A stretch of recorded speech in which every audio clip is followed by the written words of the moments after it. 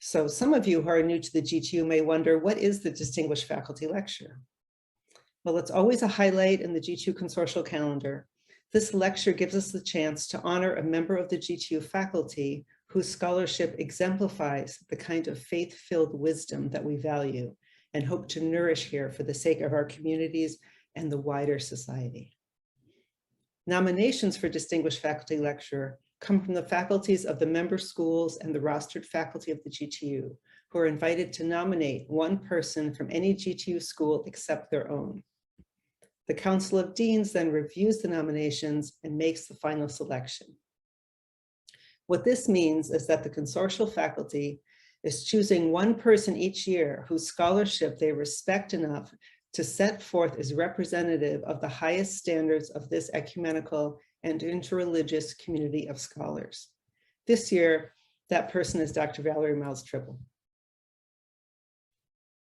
But I'll begin by introducing tonight's respondent, Dr. Jennifer Davidson, who is Professor of Theology and Worship at the Berkeley School of Theology and a GTU core doctoral faculty member, and former chair of the GTU Women's Studies and Religion program.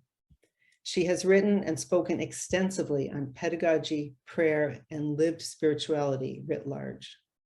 Dr. Davidson is the perfect person to join us tonight, since in addition to her many accomplishments, she has been a close colleague of Dr. Miles Tribble at the Berkeley School of Theology for some 14 years. The Reverend Dr. Valerie Miles Tribble holds a rather extraordinary range of academic degrees, including 2 master's degrees and 2 doctorates. Her experience in the academy is amplified by her experience in business, the church, and the community. All these things enrich her work and her teaching with a multidisciplinary, multifaceted lens. And we're so very fortunate that she shares that with all of us here at the GTU. Dr. Miles Tribble has been at the Berkeley School of Theology since 2003, holding a vast array of titles. I'm very pleased to say that just recently, very recently, she was promoted to full professor. So she is now Professor of Ministerial Leadership and Practical Theology. She is a member of the GTU's core doctoral faculty, and following Dr. Davidson's term, became the chair of the Women's Studies and Religion program. Dr. Miles Tribble has served in the Women of Color National Network and has been regional coordinator for the Rise Together Mentor Network. At the GTU, she participates in 2 departments, namely Theology and Ethics and Religion and Practice. She consistently engages actively with the Center for the Arts and Religion. Her perspective approaches liberation theology as a womanist scholar, practical theologian, and community activist, and raises critical awareness of systematic oppressions. I feel that it's relevant to interject here that Dr. Miles Tribble's Twitter handle is @can'tbestill.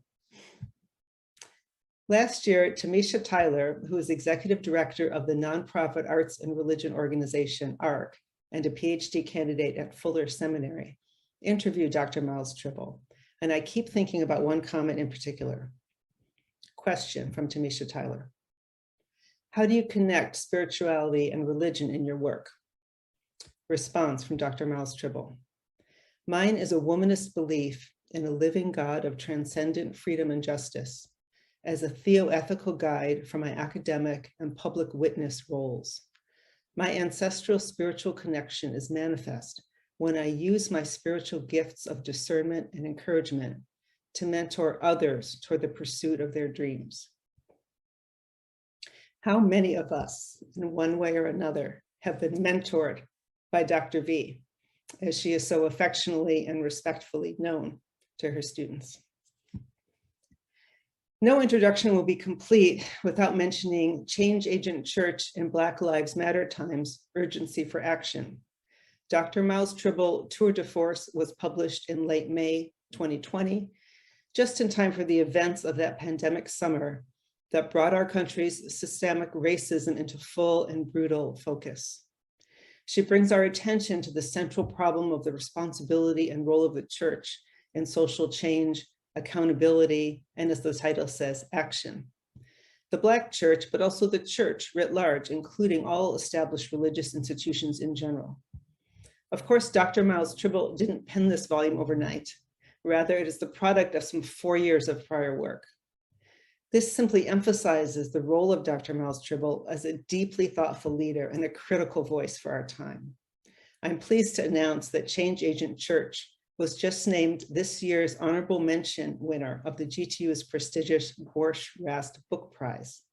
And this just happened Monday, so it's quite a week for Dr. Miles Tribble. And now for her lecture entitled, Our Pedagogical Charge, Weaving Hope and Justice into the Gossamer-Thin Fabric of Religious Democracy. I give you the GTU's Distinguished Faculty Lecturer, Dr. Valerie Miles Tribble. Dr. V. Thank you so much. I want to be sure that everyone can hear me, and it is indeed an honor to be with you. First, with humility, I give praise to God for continuing to walk with me and work on me. And I want to express heartfelt thanks to President Uriah Kim and esteemed GTU colleagues, Interim Dean, Dr. Elizabeth Pena, for the kind introduction. Thank you so much. And to the GTU students, faculty, and staff, I am grateful for the GTU nomination. Of course, I extend warm thanks to family, friends, colleagues joining us across the country, and appreciation to the Berkeley School of Theology, especially to my BST colleague, Dr. Jennifer Davidson, who is the respondent. So indeed, I am honored. My talk this evening is a series of theme segments for meditative discernment. And I'll begin with centering ourselves. As the title of my talk suggests, I want to share some thoughts about our pedagogical charge, which I believe is to be weavers of hope and justice. In particular, I focus on our pedagogical charge as educators, whether involved in formalized analytical tasks of the academy or in pastoral vocations with congregants or in the communal familial roles as parents, guardians, and role models.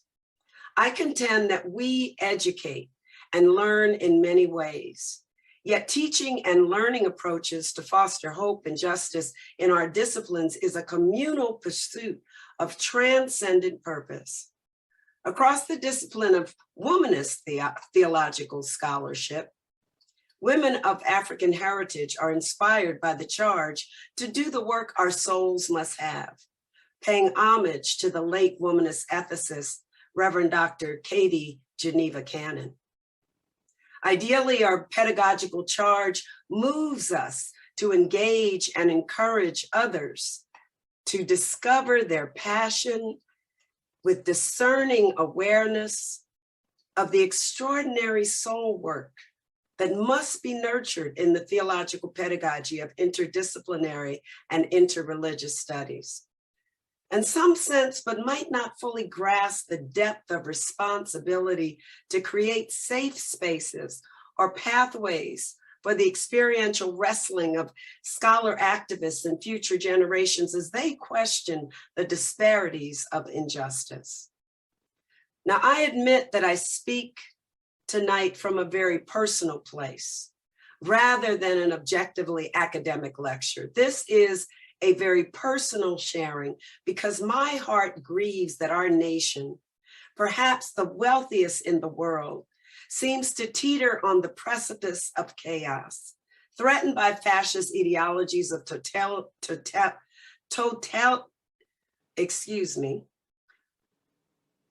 oligarchic systems and totalitarian structures where sectarian and partisan power blinds humanitarian instincts at local, regional, and global realities.